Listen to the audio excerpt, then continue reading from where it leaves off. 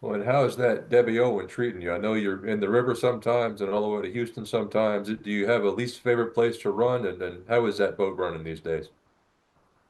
Uh, it does pretty good. Uh, like I say, we're getting used to it. We haven't had it in any amount of high water yet. Um, at some point, I think the old boats steer better, and and sometimes it seems like they push better. But overall, they're doing good. Um, the I think the crew quarters could have been a little bit bigger, but um, operationally, the boat does fine. How have you been from Baton Rouge all the way to Myrtle Grove on the river? Um, Not with the Debbie Owens. We had been made a few trips down there with the old boats, with the Mark and the Christie.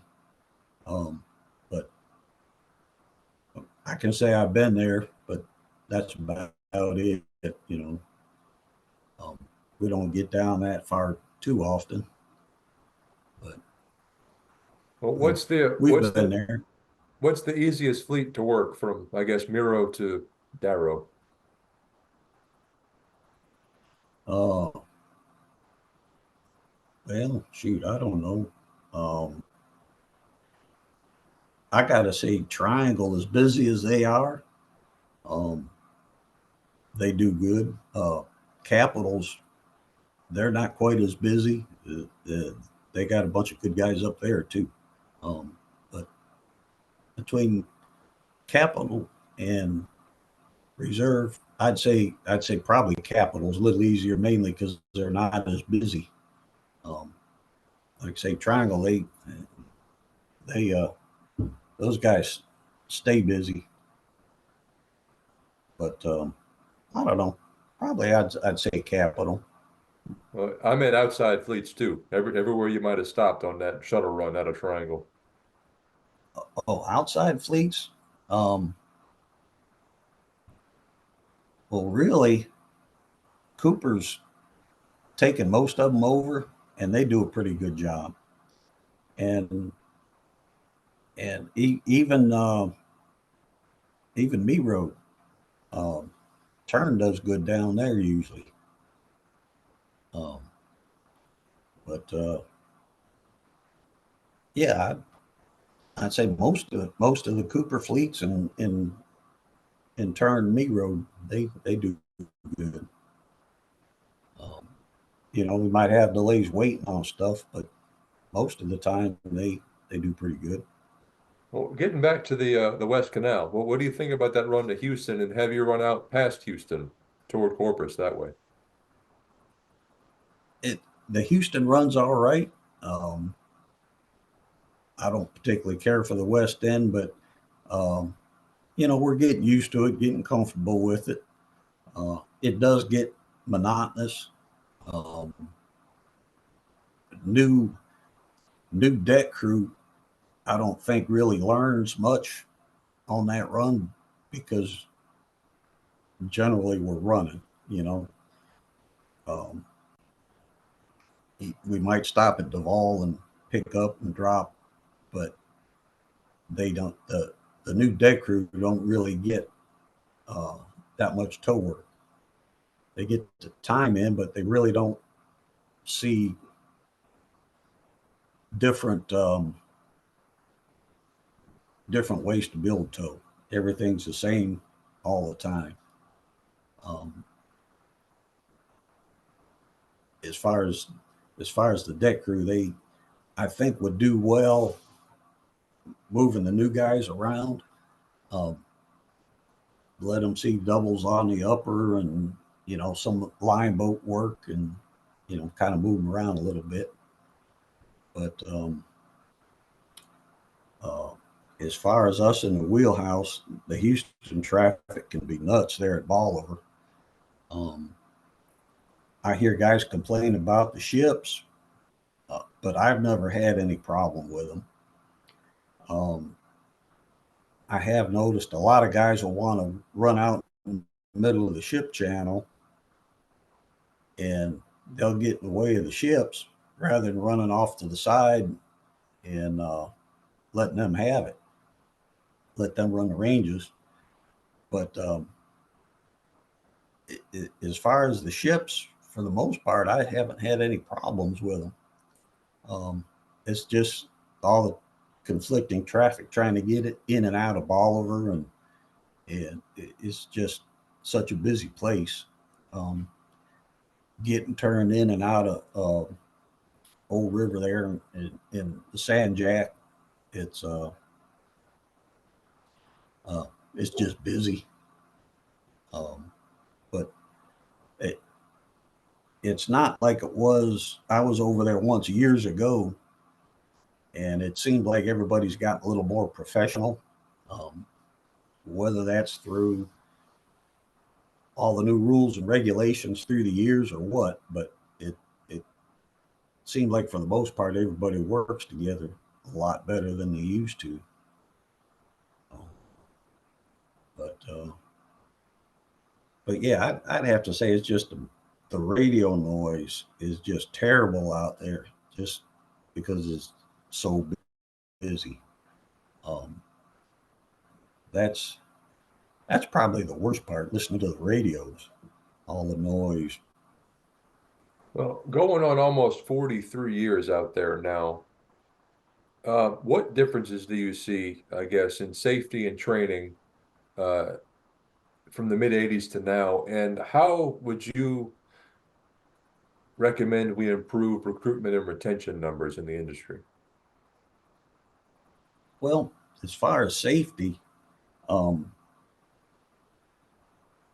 I've a lot of the programs are they're good, but it's like maybe too much. You know, guys get used to hearing it, and it gets old, and they just kind of, I won't say ignore it, but it just becomes mundane, and they they ignore it. you know. But through the years, from when I was decking, guys would be out tennis shoes and short pants decking, and which I never could deck in shorts or tennis shoes unless we were just going out to make a lock or something. I I always wore boots anyway, but life jackets were, yeah, they're there. You know what they're for. It's up to you. If you want to wear it, good. If not, now the company's view was wear it, but it really wasn't enforced that much. Um, Not like it is today.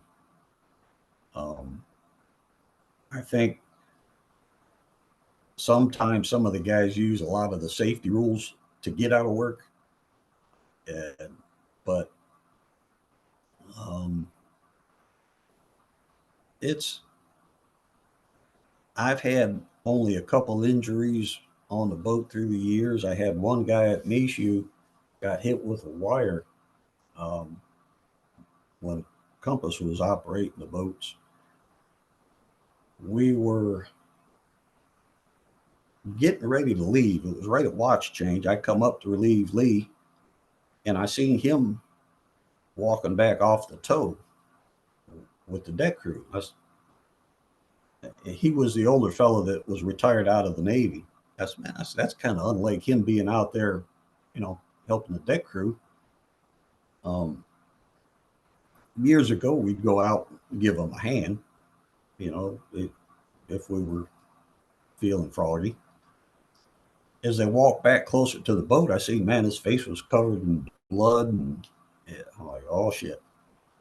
So I went down to the galley, cleaned him up, and he kind of jumped like that. We had him laid out on the galley floor, cleaning his wound, and he didn't remember walking back to the boat. He walked back under his own power, but he didn't remember it. And when we were cleaning him up, he kind of jumped like he woke up. And what had happened, don't as near as we can figure, there was a ship coming in the Gulf outlet. The only thing we can figure is it put a draw on the issue slip. The fleet ran,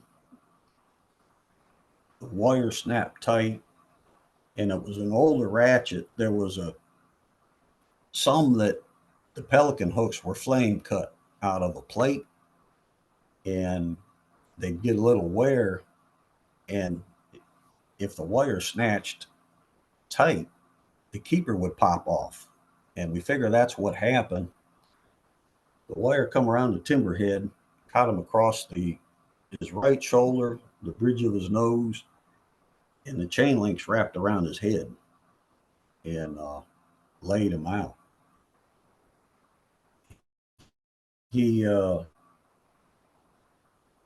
he had what appeared to me was uh, his pupils weren't dilating properly. One was working and one wasn't. We had called 911 and they said it sounds like he's got a head injury. So they sent him off to the hospital and he had a mild concussion. And he'd come back to the boat a couple of weeks later to get his things. And he had a bruise on the shoulder and he had about 3 or 4 stitches on the bridge of his nose and like 20 in the back of his head where the thimble and the chain links wrapped. And in that bruise, you could see each lay of the wire and each wire in each lay, just like it was tattooed. I mean, his bruise was that sharp, but he never sued the company. That was right when all the TV attorneys were starting to advertise Morris Bart and all them. But he said I'm fine. He said they kept me on payroll the whole time he was off, paid his hospital bills. Excuse me. Paid his hospital bills, kept him on payroll. He says, I got no reason to sue him. He said, I was home relaxing and still on payroll. And but but yeah, that was one of the worst ones. Um, that I ever had. And other than that, it was just bumps and bruises and stuff like that. Um, when I was on deck, Bill was tightening a high-low coupling, and ratchet slipped, and he smashed his finger. That was half a dozen stitches. But but yeah, I think about the worst of the accidents we've had. Uh, but daughter's cat. But yeah, we we've been fortunate. We hadn't had any real bad accidents. Um, but I think safety has come a long way. And I tell you, the Rose Point, that that is something that's really helped the industry. I think when Midland started it, it was I think the original program was Captain Voyager, and they had it on a laptop. We were running out of Biloxi, and they met us over there. They set it up, and they were going to ride back to Mobile with us. And I told them, I says, all right, we pull out of Biloxi Channel. I'll cut out early. There was a spot on the chart. It was like 10 foot deep, and boats were drawing 9.5 foot. So we go over that little shoal. I said, you should be able to feel the boat suck down and change sound. So I went over that thing and, man, dead on. Boat squatted and started vibrating a little bit. We cleared it, it popped back up, and I was impressed then. And coming down the ship channel, at that time there were a lot of crew boats coming into Mobile. The gas field was just getting going over here, and the crew boats wouldn't slow down. So if you were out in the flats, they bust your toe up. The swells would get out there, and you could call all day long and nobody'd answer you. Well, with that Captain Voyager had the boat name, you call them by name. That they were kind of stuck then. Um, they'd slow down, but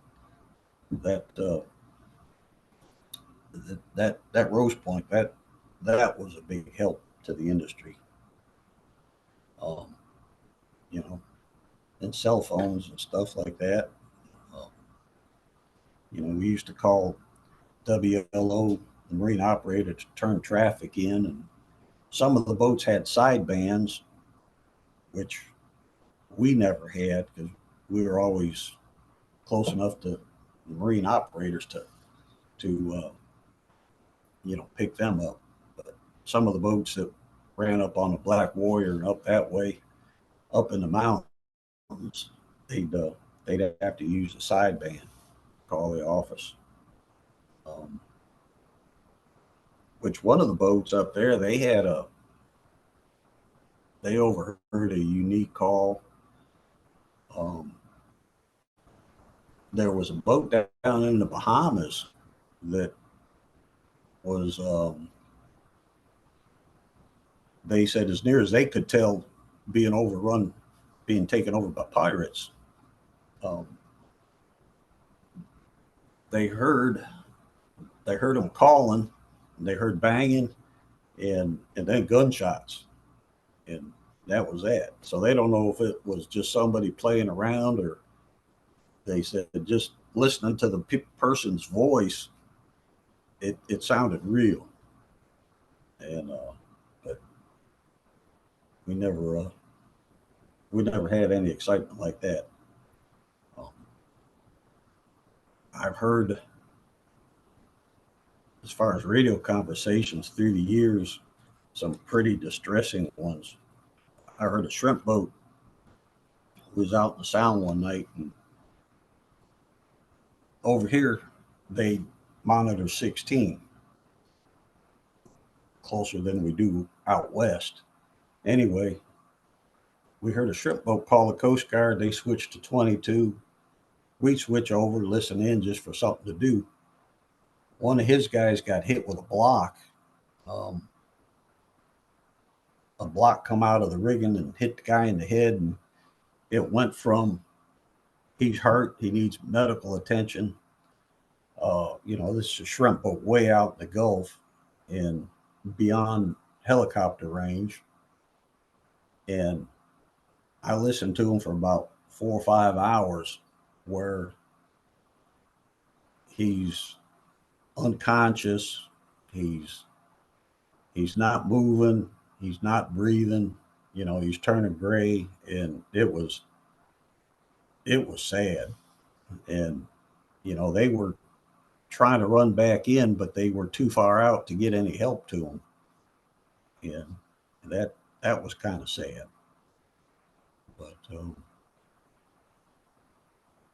But through the years, we've done stuff. I pulled a boat off the end of Dolphin Island one time. Um, we had a new pilot, new to the company, was riding with me. We were running to Biloxi. There was a fleet boat they were delivering from Greene County up in Alabama to somewhere in Texas. The guy got out Petty Boy Pass,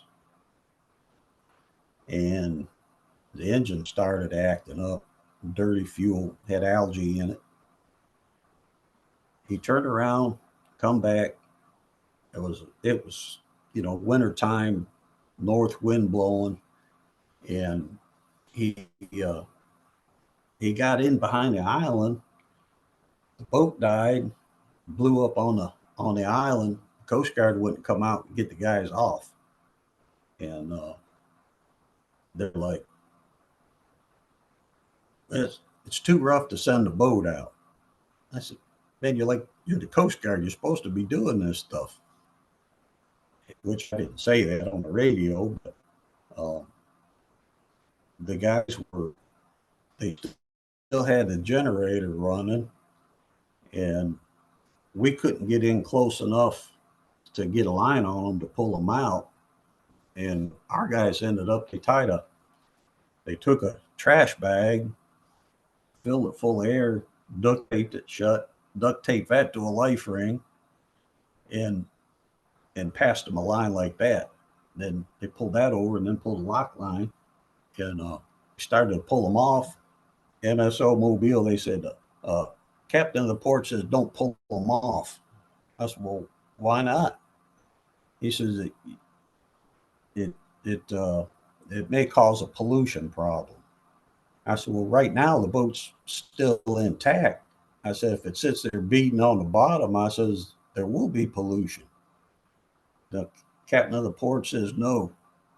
So we turn the line loose, pull it back in, and still the Coast Guard wouldn't come out. They were saying it was too rough. I said, well, you need to send the boat out, at least get the guys off the boat. I said, it's near freezing out here. Uh, they're going to start getting cold. I said, by this time the generator went down, and they come back. And they said, well, captain of the port says go ahead and pull them off. I said, we already pulled the line in. So our guys tried getting the line back to them, and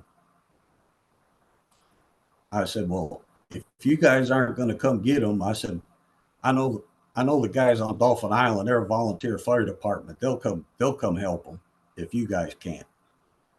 I don't know if that embarrassed them or what, but they ended up sent a boat out, and which worked out good, sort of. We they did some soundings. They found a hole we could get in. We got a line over to them, pulled them off the beach, and we ended up we drug them over to Biloxi with us. But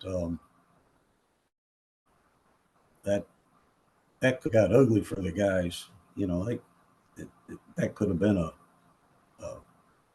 fuel spill, oil, all that kind of stuff. I don't know how much they had on the boat, but that end of the island is bird sanctuary, and all that kind of um, um, protected areas.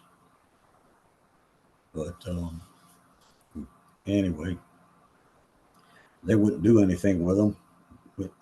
We ended up drug them to Biloxi with us, and we got them over tied off on a dock. I don't know whatever they ended up doing, but they over in Biloxi there's a state dock that all the shrimp boats used, and they we tied them off over there. But it was an exciting night. Well, if you could write the training manual for new deckhands out here, how would you do it, and how best do you think we could improve recruitment and retention uh, for deckhands in the industry? I don't know with Ingram's um, training program up there in Paducah. I don't know if they make them stand 6-hour watches or not. Um, I'd have them do that. Um, Move the new guys around. Um, put them in the fleet a while. Put them on the line boats. Have them run east and west and kind of learn all of it. Like I say, it's guys get like the mates on our boats and the mates on line boats don't have the same skill set a good bit of the time, because our guys don't get to see all the different ways to lay rigging and stuff that some of the bigger boats do. And I think that'd be a big help. But other than that, that's all I can think right offhand.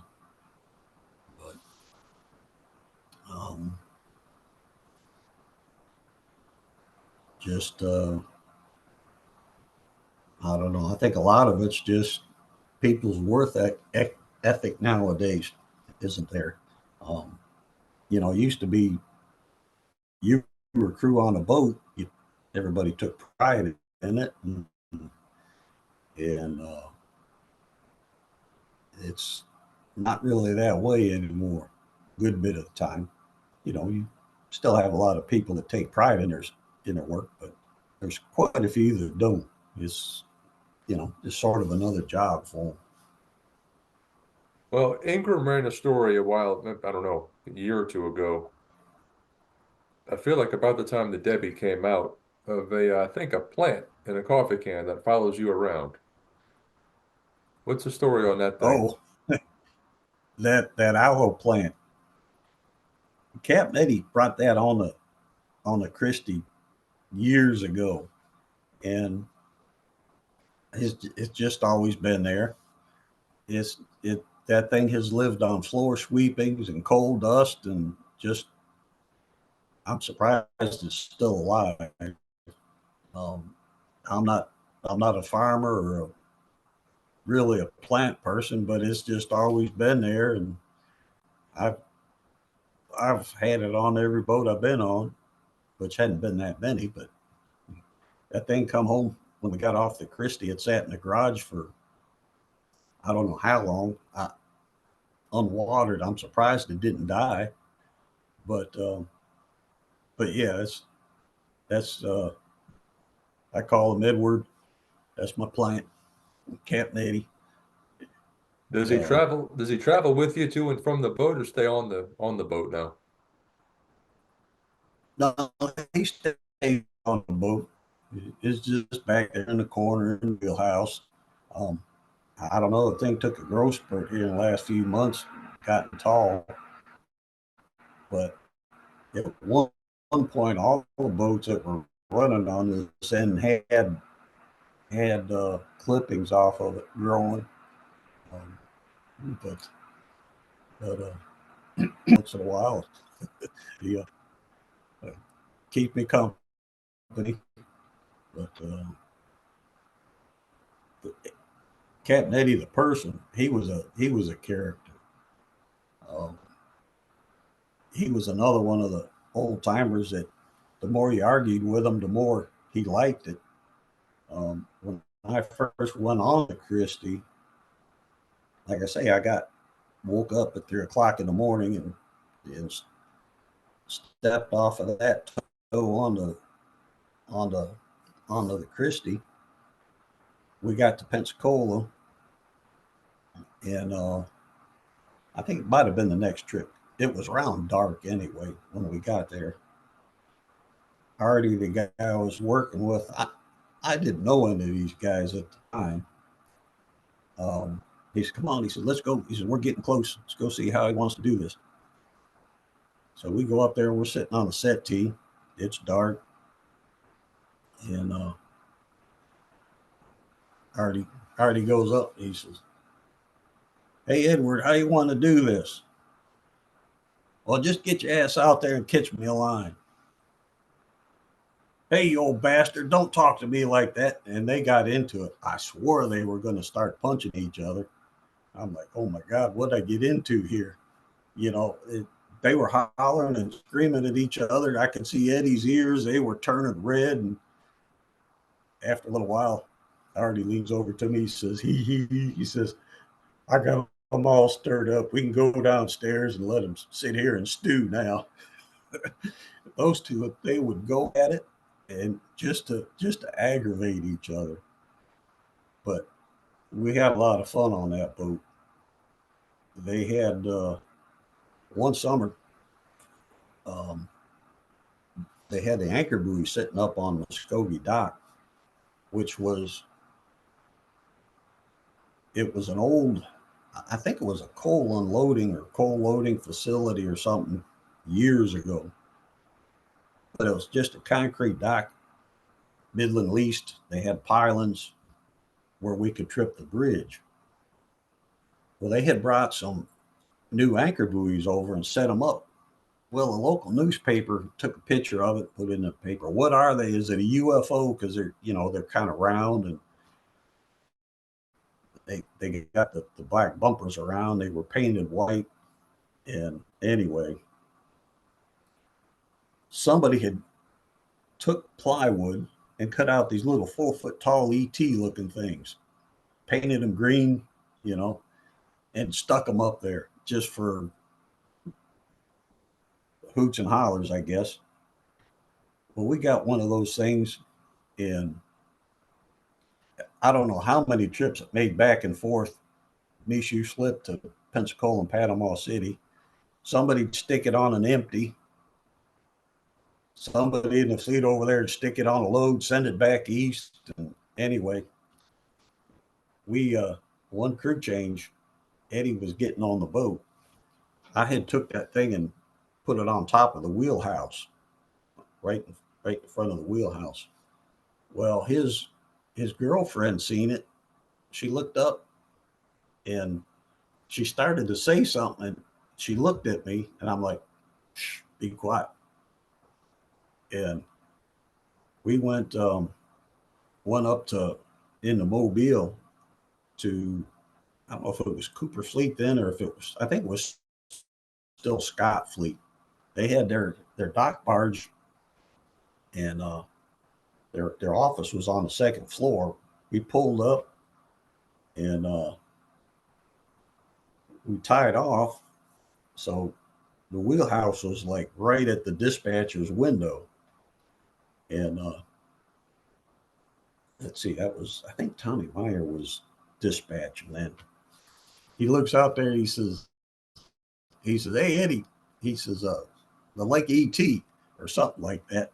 Or he said, "Hey ET," and coming up the bay, some other boats made remarks like that. He had no idea what they were referring to, and oh man, when he found out that thing was up there, he had a fit. He said, "You get that thing off of there." He says, "You don't want to see that around again." And but that thing spent all summer riding between Panama City and New Orleans on the tows. And finally he got tired of it and threw it over the side, I guess. But we took a fish one time. He'd get up every day about 4:30. We were gonna put a fish in the toilet bowl, so when he'd get up, there'd be a fish swimming around. Well, fish didn't stay. It went up through and disappeared. So that we didn't get to catch him on. Crew change day, I had took. I was saving the toilet paper rolls. He kept a extra roll of toilet paper up behind the curtain in the window, and I saved the extra toilet paper rolls. I took a marker and wrote "ha ha ha" on it. And right before crew change, I went in there and took all the toilet paper out, put the empty spool on the on the toilet paper holder, and the one that I wrote "ha ha ha" I put behind the curtain, and he caught me before I got off the boat. So, but he busted me on that one. But we used to do all kind of stuff like that. But back when I was decking, the guy that broke me in on deck, Fergie, uh, Brian Stroud, him and Kenny Shaw, the pilot on the boat, uh, kind of grew up together. And we went, they were still using the old hemp line, and we got a piece of that was half rotten, and Fergie and took it into his bunk and rubbed it all over. And that was had the effect like fiberglass insulation. He come out of his bunk all itching and scratching one night, and we got a good laugh out of that. He was pissed off, but we always was up to something. When we were running up to Yellow Creek on the Christie, we were running 3 wide and 2 long, and I was out on the head of the tow, and Eddie had missed the bend, and I heard Artie coming out. He sent Artie out. He was on watch, and I heard him coming out checking wing tanks. And again, the safety man's head is going to explode. I crawled down in the bow tank, closed the hatch on top of me. I was standing there on the ladder, and he come up the wet side checking wing tanks where he hit the hill. He got up to that bow tank. He opened that hatch cover, and I was in there. I jumped up. He he jumped about 6 foot in the air, and Eddie said he never laughed so hard in his life. He said, Artie, he said, the look on Artie's face, he says, 400 foot away, he could see it. But I got out of there real quick before he get his wits about him and lock me in. But we got a good laugh out of that one. Anyway. With almost 4.5 decades on the water now, I mean, is retirement on the horizon for you? Oh, yeah. Yep. I'm 18 months to 2 years. Probably 2 years, but it's getting close. Um, I got a renewal coming up in a couple years, and I'll renew that possibly one more time, but we'll see. We'll see when the time comes. But it's getting close. Don't highly seem like it, but it's here. So I got um, my oldest, he's out working, he's out of school. My youngest has about a year left uh, in college, and then after that, it's just getting bills paid off. So getting close. So Are they going to follow you into the business, or are they following other paths? well, my daughter's going to college for marine biology, and my son's in the industry. Um, he his favorite boat's the John R. He was decking on there for a bit, um, and I guess they got that boat laid up or something, or I don't know exactly what, but he's off on another one now. Um, but he's looking at getting his license. He's close to going to school. He's trying to get his bills caught up and situated where he can take the time off if he has to. But but yeah, he's following me in the industry. I'm I'm hoping he gets his license before I retire, so I can work with him a little bit. But I haven't got to work with him too much. A couple times they sent him out just filling in, but he he's mostly on the line boats, on the big boats. So um, he's wanting to come to the canal and get some canal experience. Um, but I keep trying to get him to stay on the line boats. But he said, well, yeah, he said, but I just, you know, would like to learn that too. So can't fault him there. So the more you know, Well, the better off you are. without a doubt. Well, Captain Chuck, that just about does it for my usual questions here. Any other stories come to mind from all your time out there to share before we wrap this one up? Uh, there's probably a bunch more, but none I can think of right offhand. But I got to see a lot through the years, from new boats. When I worked at Dravo, uh, they built, I think there was 4 10-5s they sent to China. We brought those down to Parkersburg, put them on a line boat.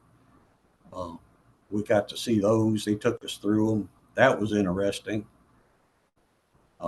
They were going to the Yangtze River. Um, they had the engineer took us through it. They didn't have a stove. They had a walk was about 6 foot in diameter. Uh, had a rice bin that was, man, huge. Um, I don't know how many bushels it held, but they it was interesting talking to him. He said, I don't know if it's still like that today, but at that time, um, the barges over there, they had living quarters down in the rake compartments, and they had two guys assigned to each barge, and that was their responsibility. They put it in tow and kept it cleaned and painted and everything, but they lived right down in the barge, and they said that was working on one of them boats was was like a real prestigious job over there. But anyway, you know, I didn't get to see it, but I seen a plane land over there at NASA. Or seen it after it landed. Um, Commercial jet um, got in a rainstorm, and both engines flamed out.